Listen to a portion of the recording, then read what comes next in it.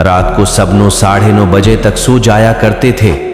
रात देर तक जागने को नहुस्त तसव्वुर किया जाता था। सुबह आजान की आवाज कानों में गूंजती थी और उसके बाद घर या हमसायों के मुर्गे अजान दिया करते थे।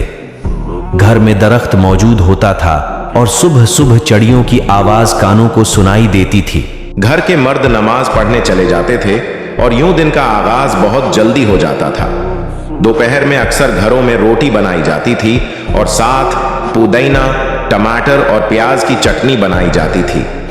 उसके बाद जोहर का एहतिमाम किया जाता था और फिर कैलोला किया जाता था। घर में दादा दादी के वजूद को रहमत समझा जाता था और उनका कहा हुआ हर्फ आखिर होता था।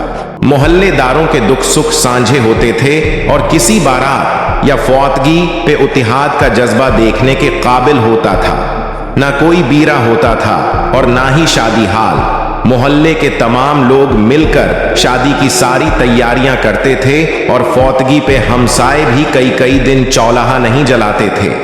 फिर दीवारें ऊंची होना शुरू हुए, दरख्त खत्म हुए, परंदे उड़ गए, मर्ग पोल्ट्री फार्मर्स में चले गए और दीवारें इतनी ऊंची हो गईं कि मस्जिद के लाउड स्पीकर की आवाज भी कम आने लगी। एक वक्त में कई खाने खाने की टेबल की जीनत बनने लगे। बरकत खत्म हो गई और एक घर में रहते लोग भी एक दूसरे से अनजाने हो गए। प्राइवेसी के नाम पर अलीहदा अलीहदा रूम्स बन गए और घर में रहते हुए राबिते मोबाइल्स पर होने लगे।